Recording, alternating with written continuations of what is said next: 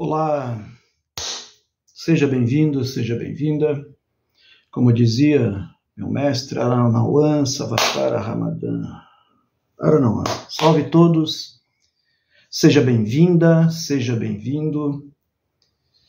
Você que já me conhece aqui do canal, eu sou o Paulo Lima. Estamos numa jornada intensa de aprofundamento a respeito do Código de Jesus.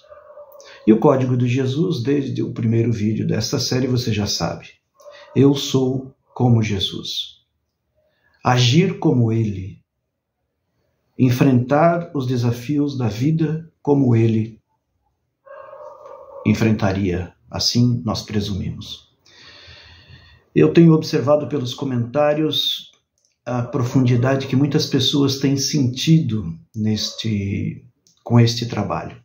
E isso, de certa forma, apenas aumenta a responsabilidade na minha forma de agir, na minha forma de pensar, na minha forma de ser, trabalhar com a maior responsabilidade possível, com o maior nível de fidelidade possível ao tema que é proposto pelo autor e pelas inspirações diretas de Pai Malaquias. Neste desafio que nós temos hoje, em particular, eu posso dizer para vocês que ele é responsável pelo maior índice, não há uma estatística, imagino, feita sobre isso, mas ele é o responsável pelo maior índice de queda daqueles que buscam o caminho da espiritualidade, que é: conheça os perigos da soberba espiritual. É um tema delicadíssimo, de verdade é delicadíssimo. Porque quando nós começamos na senda espiritual, quando nós começamos a trabalhar a espiritualidade, quando a gente começa a conhecer este caminho da espiritualidade, principalmente para quem tem uma sensibilidade um pouco mais aguçada e se aprofunda nos caminhos da mediunidade, nos estudos da mediunidade como um todo, em muitas oportunidades é quase que inevitável o nosso ego em algum momento se apossar dessa sensibilidade e fazer com que aquele ser que potencialmente teria um grande trabalho a ser desenvolvido possa cair. E esse é um ponto de atenção muito forte. Se você for buscar na literatura espírita, você vai encontrar, espírita mesmo, da Federação Espírita, de Chico Xavier, de Allan Kardec, você vai encontrar inúmeras recomendações para que os médiuns, de fato, cuidem da sua espiritualidade, da sua forma de ser, da sua forma de agir, para que não caiam, para que não cedam às tentações da soberba espiritual.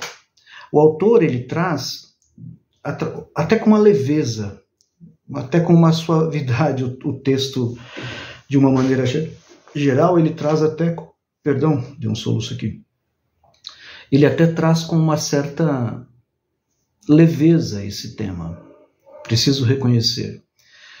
Mas na literatura espírita você já tem muito isso, né? Aquele livro Desobsessão, ele é fundamental para quem está nessa seara, se eu não me engano é de André Luiz, para quem está nessa seara espiritual e quer se aprofundar um pouquinho nos caminhos da mediunidade.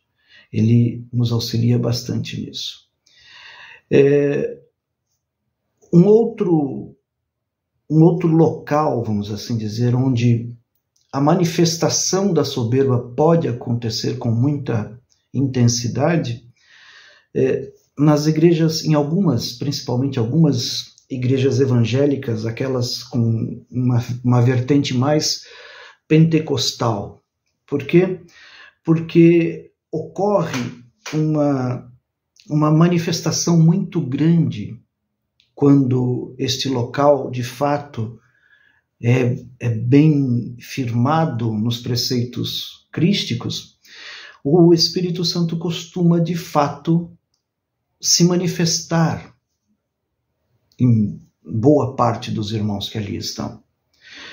E ocorre um fenômeno, muitas vezes. Aquele que recebe o dom, né, vamos assim dizer, aquele que tem o seu campo, para quem é médium, para quem trabalha com a espiritualidade, sabe que é uma abertura do campo áurico, onde a chama abrasadora, o fogo abrasador, o fogo do Espírito Santo, se conecta de fato, e essa pessoa começa a não só falar em línguas, mas começa a desenvolver outros dons, como o dom da profecia, começa a desenvolver o dom da cura, começa a desenvolver o dom da orientação, enfim, começa a desenvolver uma série de dons, vamos assim dizer, e que a coloca, entre aspas, num grau diferenciado dentro da estrutura da igreja.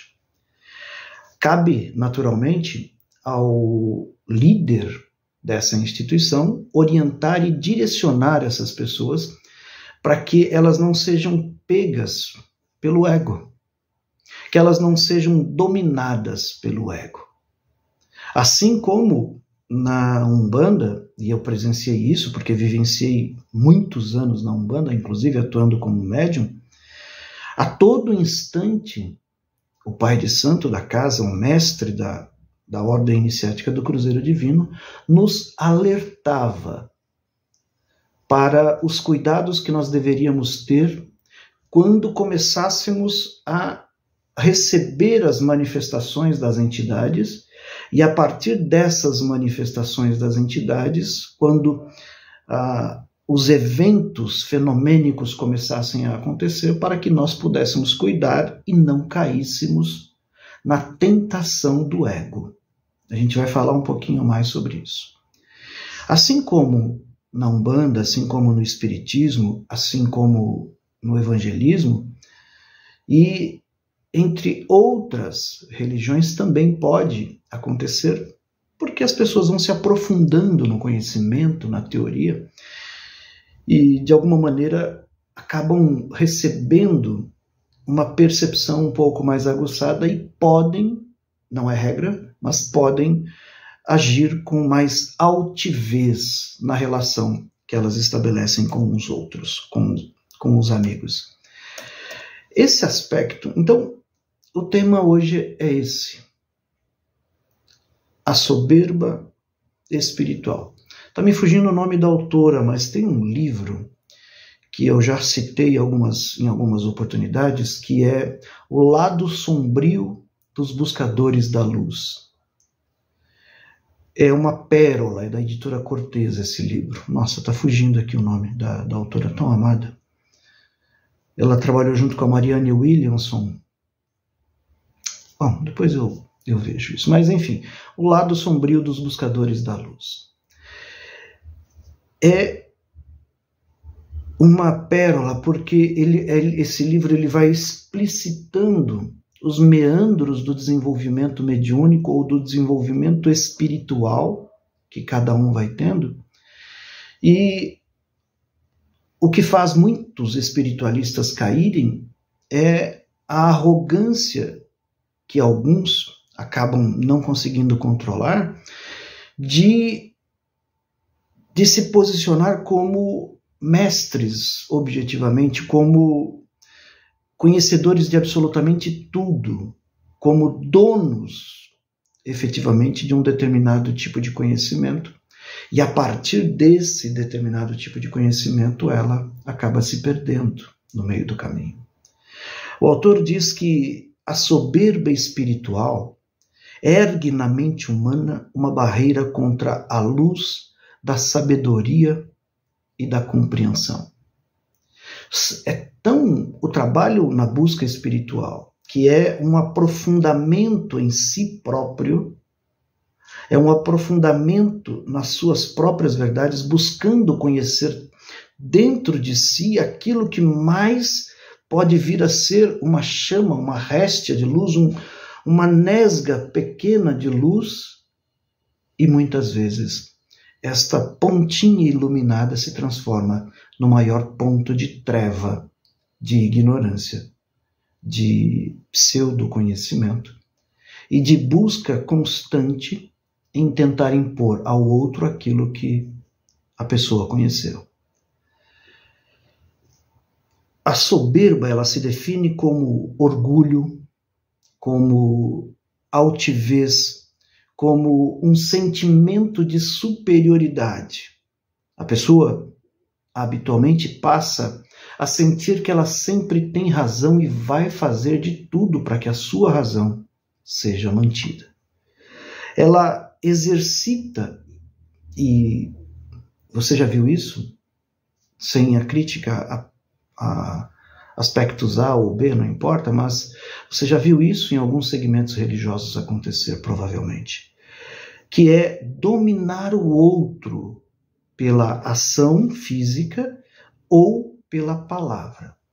O domínio da consciência do outro através da palavra é quase que o impacto direto de uma escravidão psicológica ou de uma escravidão espiritual. É tão sério este processo que a gente precisa colocar na mesa aquilo que nós estamos buscando de fato nesse conhecimento e nessa sabedoria. Nenhuma pessoa na carne, vivendo a experiência na matéria, ela, neste tempo, neste momento, não importa o segmento religioso que ela esteja, ela pode se arrogar detentora da verdade. A verdade é uma só. Só que esta verdade, que é única, ela ainda, neste processo de descoberta, ela vai ter várias visões. Por quê? Porque nós, ainda nas nossas limitações terrenas, não conseguimos ver a totalidade da verdade. Porque se víssemos, não estaríamos mais aqui. Se experimentássemos a verdade de Deus na totalidade, não estaríamos mais aqui. Já teríamos dado um salto tão grande que a permanência no corpo físico seria quase que impossível. Assim aconteceu com Elias, assim aconteceu com Enoque, assim aconteceu com alguns, com Saint-Germain, enfim, com alguns que deram esse salto e passaram a dominar efetivamente a matéria. E o exemplo destes seres é sempre muito clássico, porque eles sempre retornam para nos orientar, com o chapeuzinho da humildade constante. Quando a soberba espiritual aparece, a escuridão de consciência, ela passa a prevalecer novamente. E todo o trabalho que eu fiz, ele pode cair, ele pode simplesmente desaparecer. E aí, neste momento, nós passamos a ser vulneráveis e voltados ao conflito, à discussão. Porque se eu sou dono da verdade, se eu estou dizendo a você que é assim, porque eu sei que é assim e eu sei o que é melhor para você, você pode até, dependendo da sua vulnerabilidade psicológica e espiritual no momento, você pode até acatar isso por um tempo. Mas a experimentação, a continuidade do seu desenvolvimento pessoal vai garantir que você comece a buscar a verdade por si só, pela sua própria experiência. E esse aspecto ele é fundamental porque ele elimina a possibilidade de um duplo pensar. Como seria isso? Se eu estou dizendo para você que a verdade é essa, eu não permito que você pense, raciocine, que você experimente conforme as inspirações da sua centelha divina. É esse um dos aspectos. A soberba, esse orgulho ter sempre razão, essa altivez, esse sentimento de superioridade em relação às outras pessoas, ele leva a uma pretensão de domínio sobre a consciência dos outros. Eu já vi, já conheci, naturalmente não vou citar nomes aqui, presencialmente pessoas que, por estarem num patamar, num ponto de conhecimento, de busca espiritual, que de fato ela começa a manifestar fenômenos, ela começa a perceber através dos seus campos mediúnicos ou inspiracionais certas coisas que as outras pessoas não conseguem, ela passa a exercer uma espécie de domínio sobre estas outras pessoas.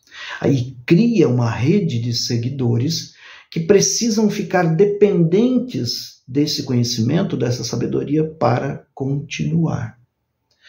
É assim, mais diretamente, que nascem as pequenas seitas. As seitas que vão criar discípulos e que num determinado tempo ela tem uma força e depois essa força desaparece.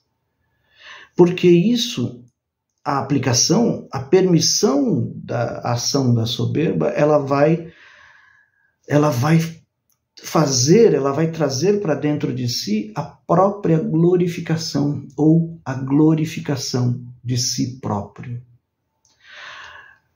Às vezes, observe alguns discursos de algumas pessoas que falam sobre determinadas ações, alguma religiosidade, começam a falar de um evangelho que praticamente exclui a figura de Jesus Cristo, por exemplo. E ele traz para si um poder curador que às vezes não é dele, ele diz que é. É nessa consciência que nós precisamos compreender, até para nos protegermos daqueles espertalhões que buscam se apropriar de certos conhecimentos e que fazem perder as almas ao longo dos caminhos. Para que nós possamos, de fato, atingir o objetivo da nossa vida, da sua vida, da minha vida, nós precisamos servir ao Criador, a Deus, à totalidade do ser, com o maior aspecto de humildade que nós podemos ter, que nós possamos ter. E enquanto nós estamos servindo não só com a intenção, mas com a ação humilde, nós vamos neste caminho descobrindo, trazendo para fora a verdade, o conhecimento, a sabedoria, o amor, e tudo isso com determinação e foco voltado para atender aquilo que o Criador nos determinou, nos orientou. Quando você chega num determinado ponto, isso acontece. Observe, talvez tenha acontecido com você. Comigo já aconteceu, acho que 2 ou 3 vezes. Em que nós estamos no jogo, para quem joga sinuca, a gente fala sinuca de bico, né? Quando a bola não tem mais alternativa ali, você não consegue tirar. Nós nos encontramos num determinado ponto da nossa existência em que, quando a gente olha, parece que tem um abismo, não há mais nada. E tudo aquilo que nós imaginávamos que poderíamos conquistar através da senda espiritual parece que não funciona. Você tenta fazer orações, você medita, você procura um centro espírita, você procura um terreiro, você procura uma igreja evangélica, uma igreja católica, você procura alguém que possa lhe orientar sobre aquele momento específico da sua vida. E parece que tudo dá errado. Parece que o mundo vira literalmente de ponta cabeça.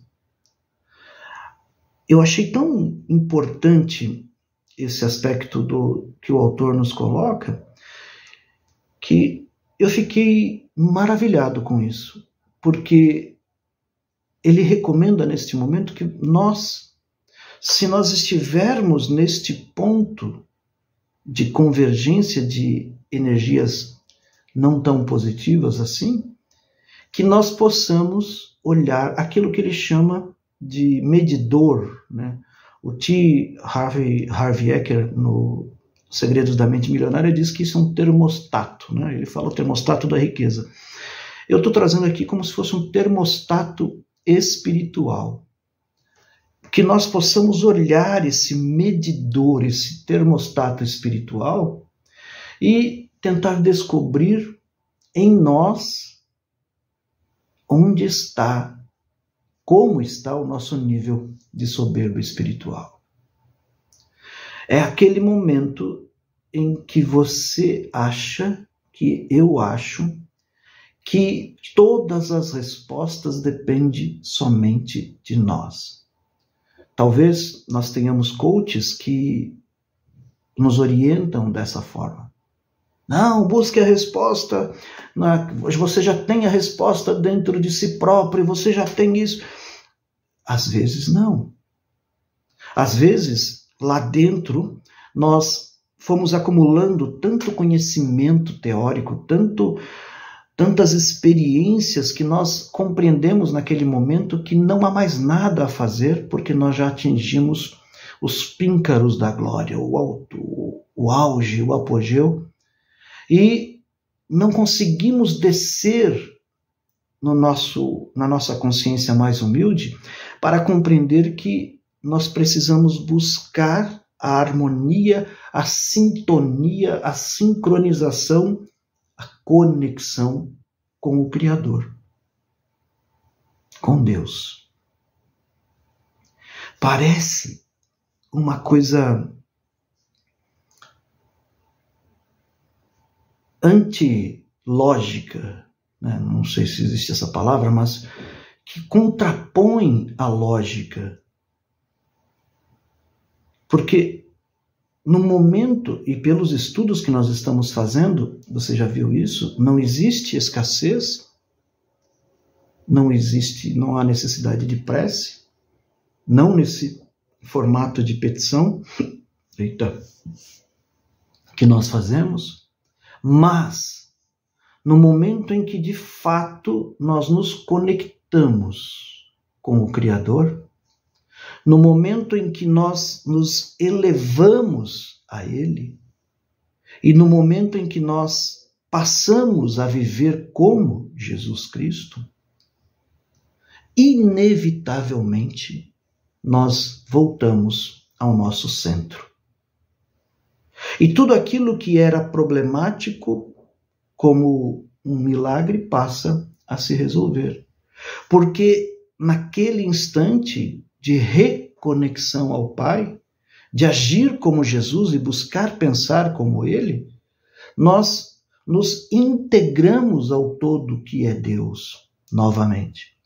E a experiência de se integrar ao todo que é Deus, ela elimina todos os níveis de dificuldades e elimina também todos os aspectos do ego. A minha maior, sem falsa modéstia, a minha maior atenção neste trabalho principalmente, assim como também faço nos outros, é fazer uma oração antes de iniciar e pedindo a Jesus, pedindo a Deus, aos meus mentores espirituais, que me auxiliem a afastar o meu ego durante este processo, para que eu consiga transmitir com mais nitidez, com mais transparência, aquilo que precisa ser transmitido. Que seja para uma pessoa que ela compreenda isso, que ela se sinta tocada por isso e consiga fazer alguma modificação em sua vida, já é o que basta. Porque se nós permitirmos no nosso caminhar espiritual, imagine que você começa a desenvolver, você está numa igreja e começa a desenvolver a sensibilidade ao Espírito Santo. Começa a falar em línguas. Começa a desenvolver o dom de imposição de mãos. Começa a fazer orações E estas orações realmente afetam as energias das pessoas e modificam e causam milagres, segundo a ótica terrena, causam milagres na vida dessas pessoas. O ego, neste instante, se você não estiver naquilo que Jesus nos recomenda de orar e vigiar, orai e vigiai quando? Sempre. Se nós não estivermos alertas nesse momento, o nosso ego ele vai se apossar dessas demonstrações espirituais e a pessoa neste momento passa a se glorificar, ou seja, glorificar-se, glorificar a si própria como responsável por aquela ação, por resultados que muitas vezes não é dela. Ela é meio, ela é instrumento. Na Umbanda se utiliza o termo cavalo ou aparelho. A pessoa ela é um aparelho, ela é um meio que, em função do seu desenvolvimento, e há mérito nisso, ela consegue captar as vibrações mais altas e ao impor as mãos sobre uma pessoa, fazendo uma oração, ela consegue emanar do Criador aquela vibração e aquela vibração atinge. Mas ela é meio, ela é um canal. O reiki, para quem é reikiano, sabe disso. Quando você passa pela sintonização através de um mestre outorgado, num mestre que tem realmente uma outorga espiritual, você sente a modificação das suas células, não só físicas, mas também espirituais.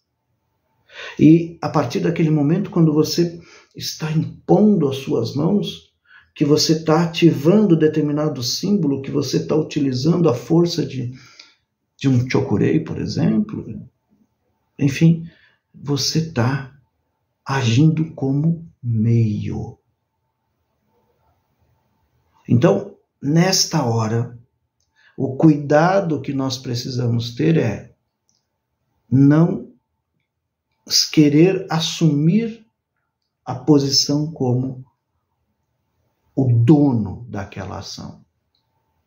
Porque até no reiki, quando você impõe e você canaliza e leva a vibração a outra pessoa, se esta pessoa que está recebendo o reiki, se ela não estiver participando do processo como um todo e não permitir que a cura chegue até ela, apesar do reiki agir consciente ou inconscientemente, ela vai impedir o processo. Então a responsabilidade sempre é compartilhada, é mútua.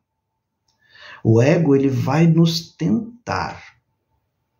Ele vai nos tentar. Ele vai nos tentar.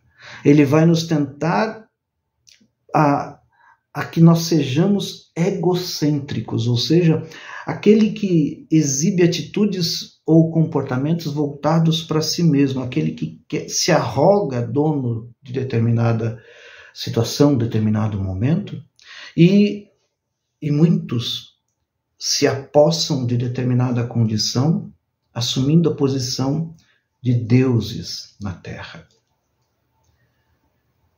Isso é um equívoco. Isso é um equívoco. Porque você pode até atingir um determinado grau de espiritualidade, de mediunidade, de impacto sobre a comunidade que você dirige. Mas é preciso zelar por esses aspectos do seu desenvolvimento para que você não queira ser aquilo que você não é. Quando eu dou um conselho a alguém, ou quando eu sou acionado por alguém que necessita de algum tipo de orientação, é muito mais necessário que eu auxilie esta pessoa ainda que eu tenha desenvolvido ali uma visão mais ampla, mas eu preciso fazer com que esta pessoa também enxergue aquilo que eu estou enxergando. Então eu preciso provocá-la. Porque às vezes eu posso estar alimentando na consciência dela coisas que ela talvez ainda não esteja preparada para experimentar, para vivenciar. Então, é preciso zelar para não se tornar, de fato, egocêntrico. Aqui o autor diz que toda vez que nós permitirmos que a soberba se desenvolva, é como se nós estivéssemos criando uma parede que impede a entrada da luz, que impede a entrada do conhecimento, porque eu passo a ser um executor de julgamentos das outras pessoas. E qualquer pessoa que queira dar a sua opinião ou queira falar de si próprio sobre a sua situação, em muitas oportunidades, ela é podada, porque o que vale é a voz daquele que deu a orientação. Mas e o tempo dessa pessoa? E o momento dela estar preparada ou não para receber aquelas palavras? Quando esses aspectos se tornam evidentes, a treva de alguma maneira prevalece. Então ela domina a nossa consciência, fecha o nosso saber. E eu digo para você, eu já passei por isso. É um estado de alma que é absolutamente necessário, mesmo internamente, que nós façamos uma autoavaliação constante, que nós cuidemos daquilo que nós estamos não só falando, mas agindo na vida das pessoas. Porque quando a treva prevalece, é como se você estivesse entrando na noite escura da alma. A noite escura da alma, vocês já sabem, é aquele momento em que você não reconhece a presença de Deus em sua vida. É como se você mergulhasse num caldeirão de escuridão e nesse local ou nesse espaço você tentasse e você não se debatendo e você não enxerga. A pessoa não enxerga a presença de Deus. E ela vai necessitar mergulhar profundamente no seu universo pessoal para que ela consiga sair. Existe uma proposição que é o caminho do meio. Nós vamos falar um pouco sobre isso, o caminho búdico. E nós vamos falar com isso. Jesus, numa determinada passagem na Bíblia, ele diz que ele vinha e encontra junto com seus discípulos, e encontra um senhor e a pessoa para ele e fala: "Ó, meu bom homem, o senhor pode me ajudar?" E Jesus diz: "Por que me chama de bom? Bom é Deus." Então, Jesus disse, está lá escrito, bom é Deus. Por que bom é Deus? Porque é a única bondade existente. É de onde emana todas as coisas. E outro dia, conversando com um amigo, ele vem da igreja evangélica, ele está meio no limbo hoje na vida dele, e agora, recentemente, aí, tem 4 semanas, ele saiu meio, como dizem os evangélicos, né? Ele se desviou no caminho, é um desviado hoje, e ele está se procurando, ele está tentando buscar, fazer um reconhecimento, uma nova busca, buscando respostas e tudo, enfim. E aí, nesse reconhecimento que ele está fazendo, ele não conseguia compreender como que nós afirmamos que só existe Deus? É como se nós negássemos a existência da humanidade, na consciência dele, na concepção dele. Por quê?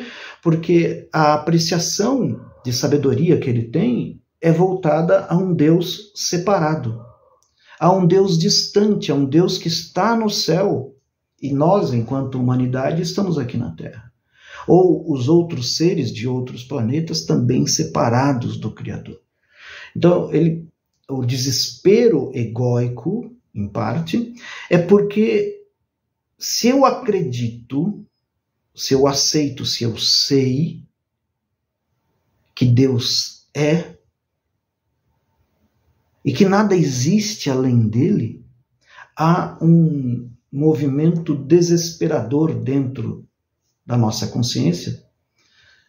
As nossas máscaras explodem, o ego entra em ação de maneira muito forte, porque na ausência da existência humana, ela se perde nesse mar infinito, que é Deus. Mas aí é a limitação da consciência. No momento em que eu consigo saber que só Deus existe, eu estou iniciando o meu mergulho nesta totalidade para de fato ser como Ele.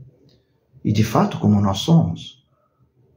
Ser Deus, honrar o nome dele todos os segundos, todos os dias da nossa vida. Assim como Jesus nos orienta, assim como Jesus nos traz esse direcionamento, é assim que é mais fácil conceber a presença do Criador em nossa vida. E o ego, ele entra em desespero nesse momento porque ele acha que ele vai deixar de existir. Então é a hora da gente dizer para o ego, calma, calma. Enquanto houver fisicalidade aqui nesta dimensão, você está garantido, fica tranquilo, ninguém vai lhe atacar. Então é como se nós dessemos um apaziguamento para ele. Deus sozinho é de fato aquilo que nós somos, é o eu único, eterno e solitário. Salomão diz em seus provérbios que a soberba precede a destruição e a altivez do espírito precede a queda. Isso está lá em Provérbios 16, 18. E aí, a proposição de um equilíbrio, porque muitas vezes o que acontece é um movimento, e sem citar nomes, mas a gente consegue imaginar, eu saio de uma arrogância ou de um orgulho, de saber que eu conheço, que eu sei, que eu domino, que isso, blá, blá, né? E vou para um outro lado, para o outro extremo, com a mansidão plena, a entrega total. Então, a minha humildade é tão profunda que eu praticamente já nem respiro mais. Então, nem um lado, nem o outro. O caminho equilibrado, o caminho búdico, que é um caminho crístico, que é o caminho centrado, que é o caminho do meio, é saber que, trazendo o exemplo para mim, que eu domino alguns conhecimentos, que eu domino algumas questões que eu estudei, que eu aprendi, que eu fui atrás e que eu tenho a energia e a vitalidade de passar estas experiências para outras pessoas, mas sem querer que elas sejam como eu fui, que caminhem pelo caminho que eu fui. Porque muitas vezes não é nem necessário. O meu caminho demorou 50 anos. Tem pessoas que, às vezes, uma palavra que você posiciona para ela vira a chave de tal maneira que em 6 meses, 5 meses, 4 meses, às vezes até mais rápido ainda, ela dá um salto evolucional que me bota no bolso, ou bota qualquer outro mestre no bolso. Por quê? Porque só estava faltando aquele pontinho para ela despertar. Para ela dar um salto de consciência, aquele salto de fé que você põe o pé no vazio e fala, cheguei. Um exemplo disso me ocorre agora, eu vou buscar na internet, eu vou deixar provavelmente aqui o link para vocês na descrição do vídeo. É um fragmento daquele filme Buda, se não me engano, o Pequeno Buda. É já no finalzinho, quando o Buda atinge a iluminação. E quando ele é tentado pela última vez por Mara. Mara é um demônio, segundo a tradição hindu, budista, né? Ele é um demônio que vai no final, mas é a representação simbólica do ego, tentando dar o seu último golpe de misericórdia em Buda, em Siddhartha Gautama, né? E a partir desse último golpe, na verdade, ele é revertido pela consciência plena de Buda, que já está entrando no seu estado búdico, o Siddhartha, o Sakyamuni, né? Ele desmonta a estratégia do ego. Eu recomendo que você assista, vou deixar o link, vale muito a pena assistir. É um trechinho deve ter uns 8 minutos. Então, basicamente é isso hoje, nesse trabalho espiritual. Orai e vigiai atentamente, para que a soberba espiritual não se aposse do teu ser. Gente, eu vou dar uma tossida, não vou nem cortar. Perdão. Isso aqui está ficando a cozinha... Isso aqui está ficando a cozinha de casa, né? Ai, meu Deus. Mas é lindo, eu acho lindo isso.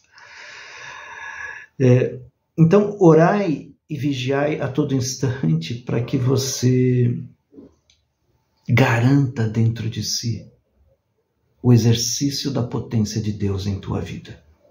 E que você, ao compartilhar a sua vida com outros, não importa o estágio espiritual que ele esteja. Não importa. De fato, não importa. Porque nesse momento, quando você se entrega com humildade, buscando um equilíbrio nas suas ações, não deixando de fornecer as informações que você possa fornecer, que você possa impulsionar, que você possa instigar a pessoa, você também, ao mesmo tempo, permite que ela possa se desenvolver, que ela possa crescer, que ela possa buscar as próprias respostas. Mais ainda, que ela saiba fazer as perguntas necessárias para o seu avançar, para o seu desenvolvimento, para o seu crescimento. A meditação de hoje, eu não deixei, acho que nas 2 últimas, essa eu vou deixar de um jeito ou de outro. Mas olha, eu queria que, mais do que qualquer coisa, que você de fato lesse, porque ela é muito profunda e vai ajudar a sua vida. Pare alguns minutinhos. Eu estou tomando 40, 50 minutos, 1 hora da sua vida. Se dê mais 5 minutinhos, leia. Mas leia mesmo, tentando integrar essas palavras no teu ser, tentando fazer com que elas tomem corpo dentro de você, um corpo verdadeiro. Tá bom? Eu concordo, deste momento em diante, em fazer o possível para ter em mente a presença do Eu Sou, a sentir amor e alegria, a ter pensamentos amorosos a respeito de todos e a agir sempre de acordo com um sentimento de orientação interior. Para realizar isso, novamente eu me liberto de todos os medos. A soberba é dominada pelo medo. De todos os medos, ressentimentos, condenações, rancores. Renuncio a todos os meus enganos do passado e erros de julgamento. E me desfaço de toda a falsa soberba e emoções egoístas. Tudo na minha consciência que poderia me manter na servidão, eu agora lanço sobre o Cristo interior para ser extinto. Hoje eu opto por viver sobre a graça na consciência espiritual. E eu vejo e reconheço essa consciência como a influência harmonizadora, perfeita em todos os relacionamentos, o ajuste perfeito em todas as situações, a saída perfeita de todas as complicações, a realização perfeita da minha vida. Eu agora prossigo com fé, depositando a minha confiança em Cristo como a minha consciência e vivendo cada momento com o coração transbordando de gratidão, amor e alegria. Beleza? Vou pentelhar. Leia isso novamente. Se permita. Se dê esse trabalho. Tá bom? Eu agradeço de coração.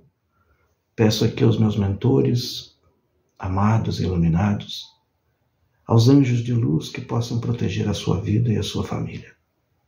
Agradeço, agradeço e agradeço.